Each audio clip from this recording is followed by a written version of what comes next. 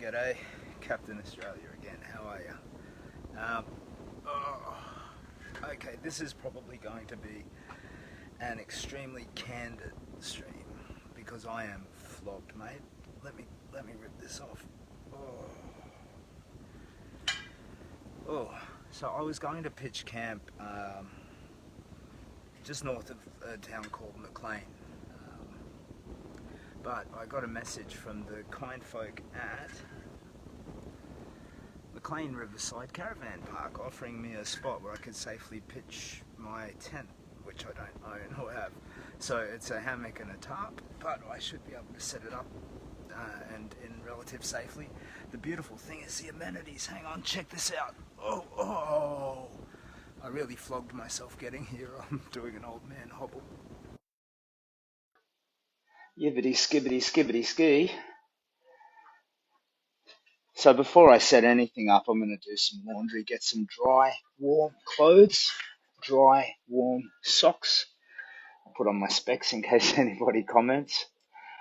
So what happened? So I started the day sort of around a place called New Italy, just camped in the bush. I've been walking all day, just collapsing by the side of the road here and there for a bit of a rest.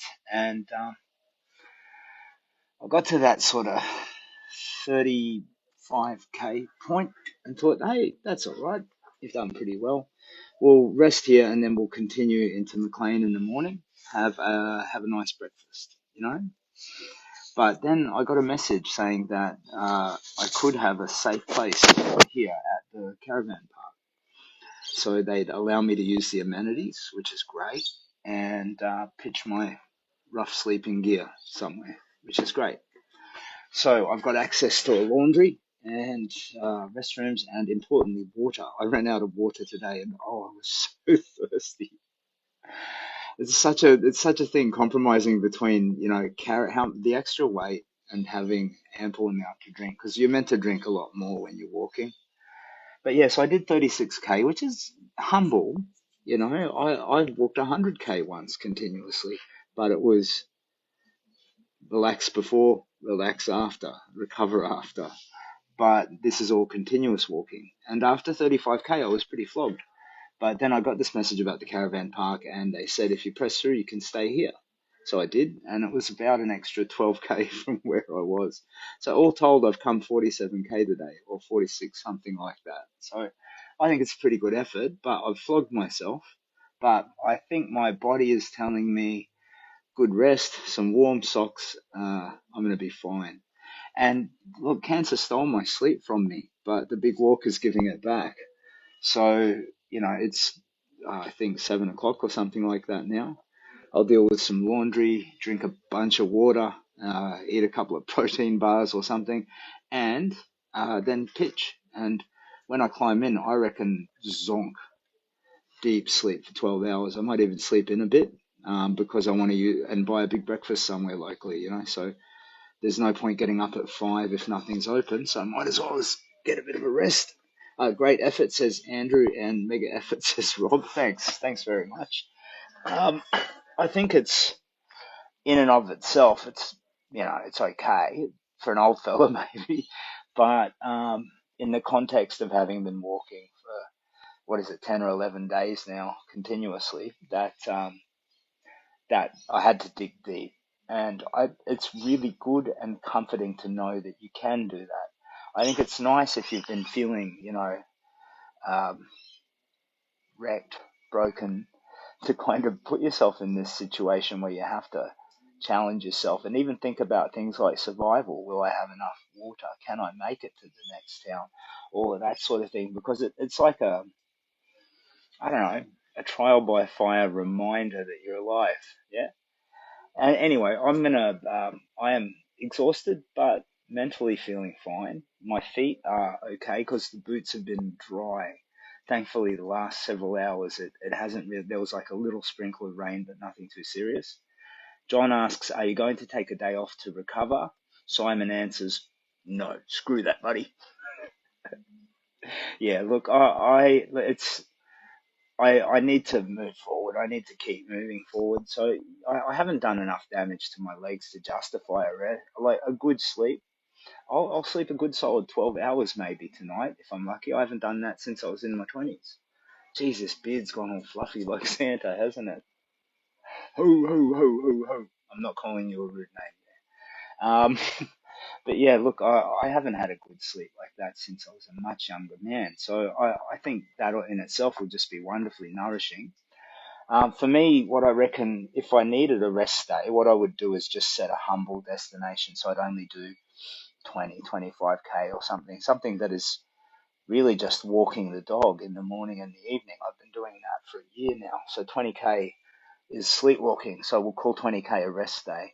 I should be able to do 46K without wrecking myself. I'm still a little surprised about how hard it was.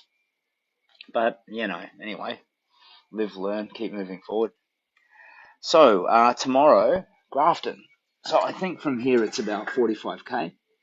So that'll be another decent walk. And I'll try and do it more intelligently.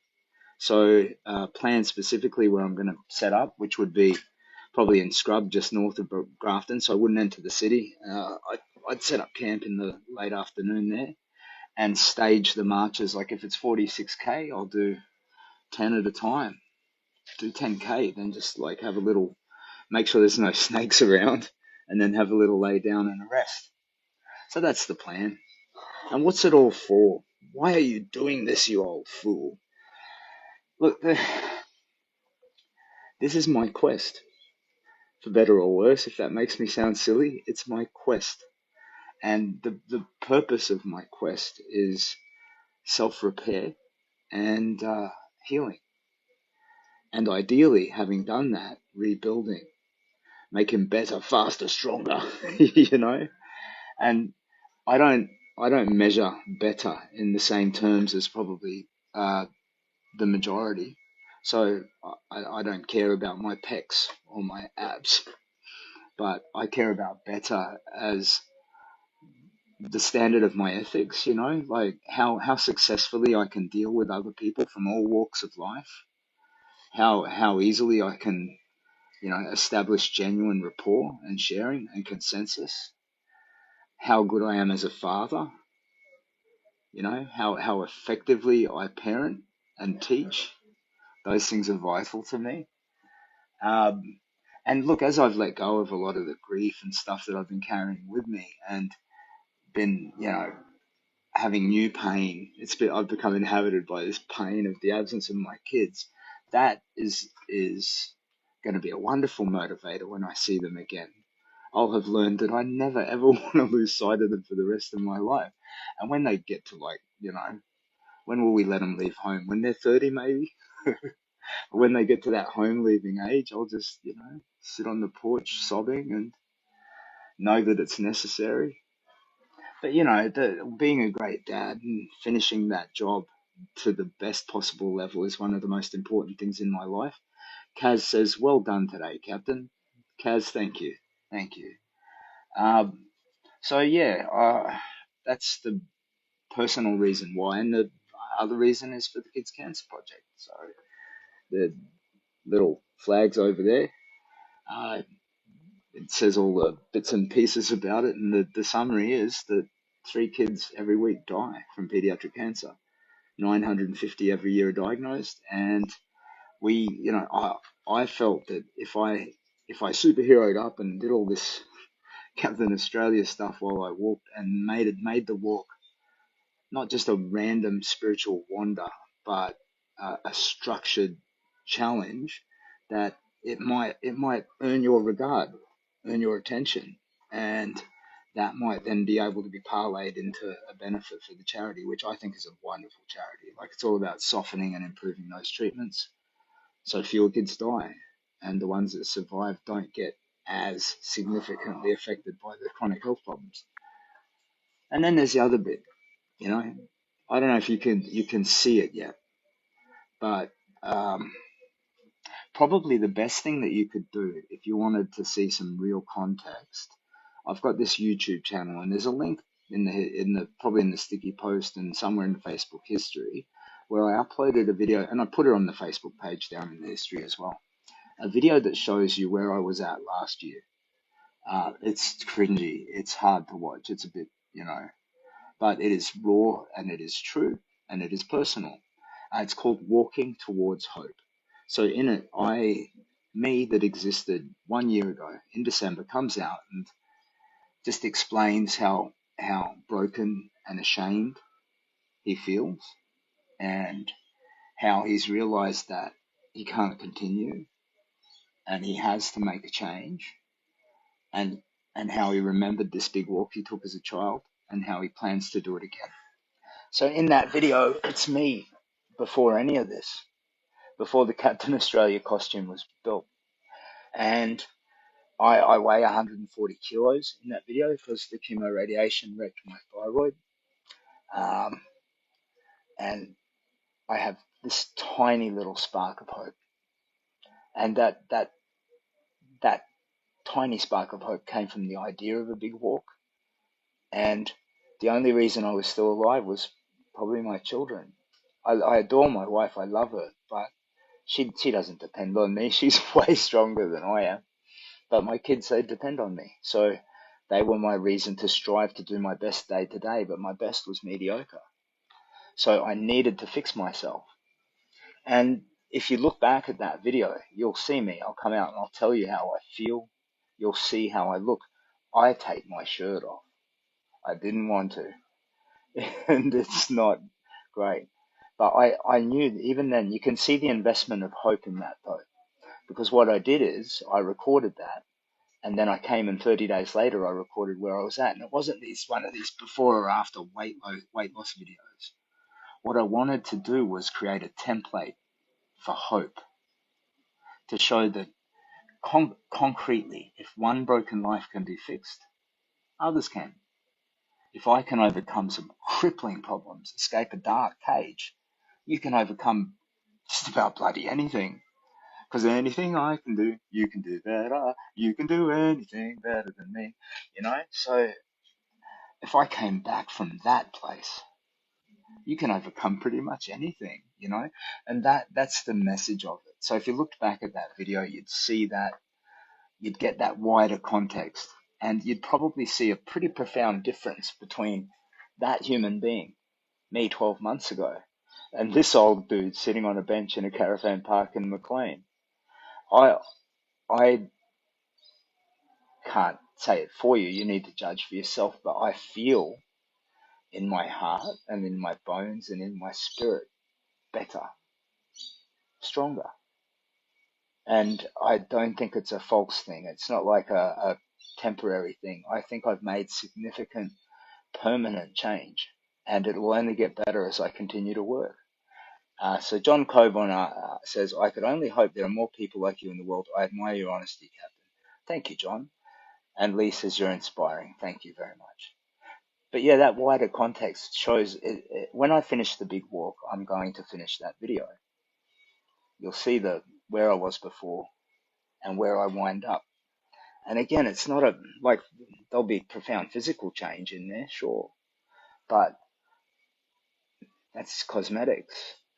The real thing, the substantial thing is the underlying journey towards mental health, towards having real hope present in your life.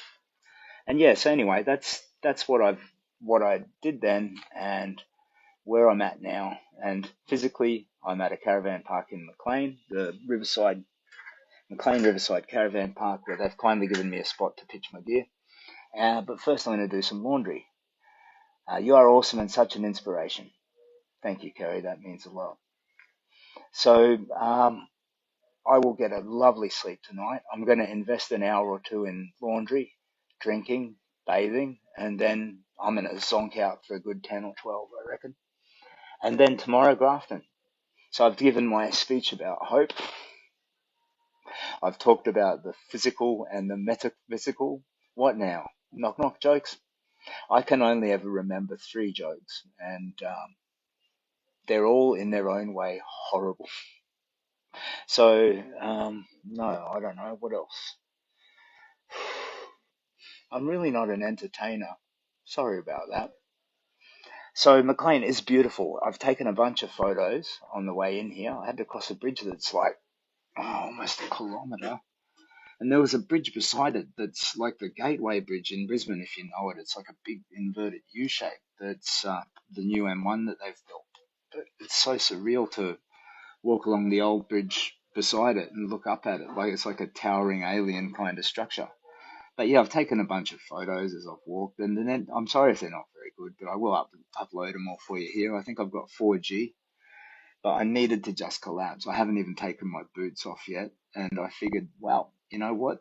Let's do a candid stream. I am too exhausted to even, filter on any level the words that come out of this mouth. So you're not going to get any wider truth than what you'll hear right now. Daniel V, looking forward to seeing you in Melbourne.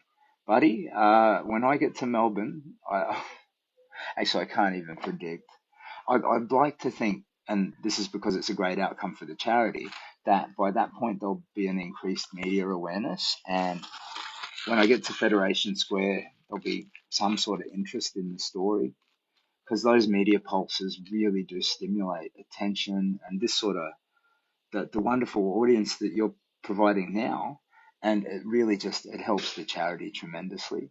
So for me, I just I want to talk to people who want to hear it. So if anything in this journey is helpful to you, great. But separately to that, I want everybody to look at me, look at me, look at me, and then look at the flag, and then look at the charity, and donate all your money to the charity. You know what I mean? So when I get to Federation Square, hopefully it'll be newsworthy enough to generate a new cohort of people to come on in and donate. Joe Anderson says, legend, mate. Make sure you get a good 10-hour sleep. Sounds like a good plan. Yeah, so laundry, um, shower, and I will tend to my feet. So I've got some special gear that I can put on to help my feet heal up. But they're pretty dry now, and they don't feel too bad. So I'm just physically a bit wiped out. But yeah, 10 hours sleep, that's the goal. That is the absolute goal. I couldn't even imagine that would be possible for me a year ago. Danny says, we should get everyone to walk the last leg with you to generate additional media hype. Danny, sounds to me like you're a social media genius. Me? Buffhead. You? Social media genius. Now, if you think this buffhead is in any way worthy of your help, buddy, do anything. You have my blanket permission. You call a radio station, you Instagram, or do your little flossy dance and say, Captain Australia's never going to fail you. Come walk with him to ground Australia or whatever. You go for it. And if you feel it's worth your time, I'm delighted. And anything that any of you could do to drum up some extra support, I'd be deeply grateful. And yeah, it's all the charity, the underlying cause is so worthwhile. So good karma will follow in your footsteps. Yeah.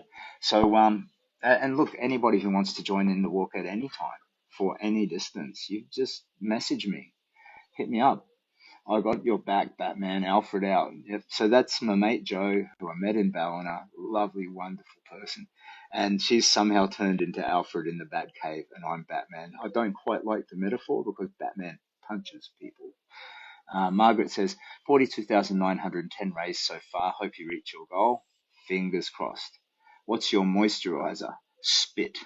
I've got some bee honey lip balm that the Ballina Honey Company guy Rob gave me, which is great. But yeah, I don't look at my skin. Come on, hang on, watch this. I'll make a frowny face.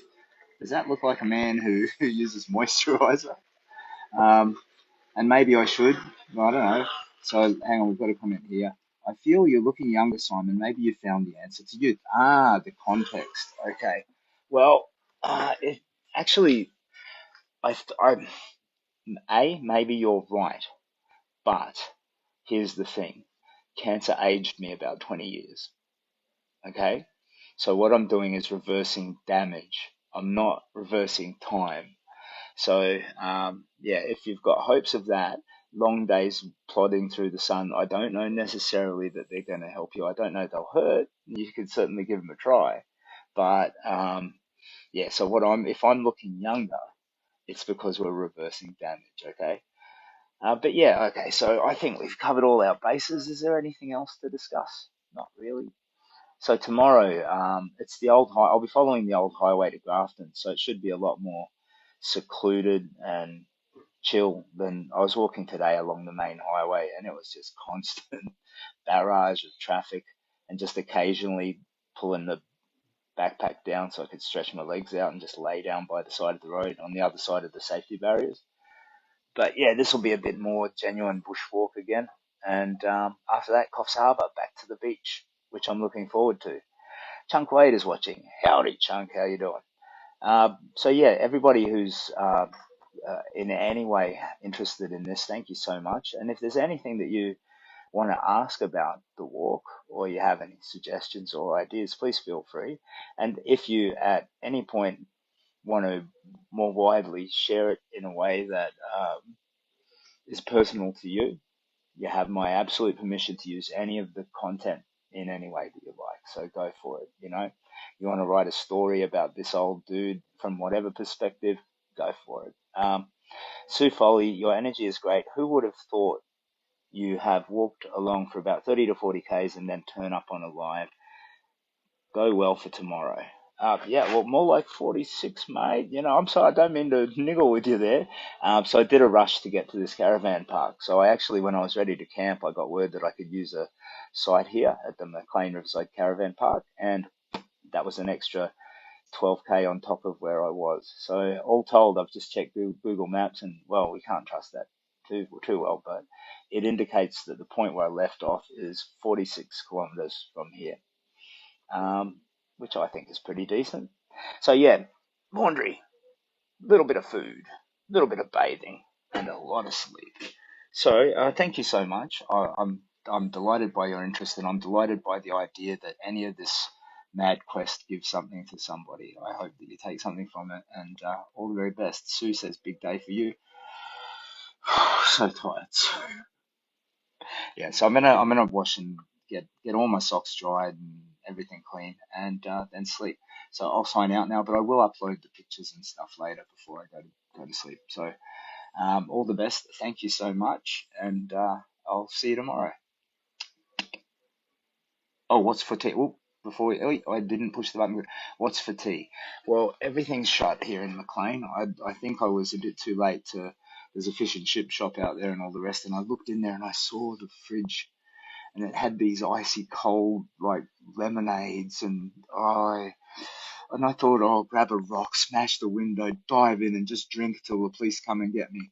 I'm so thirsty, but no, I'll have to settle for water, and I've got some protein bars. So I'm only carrying the lightest of foods, but they're reasonably calorie dense, and they've got like 39 grams of protein in each bar as well. So I'll have one or two of those, and good old guzzle of water, and then I'll sleep.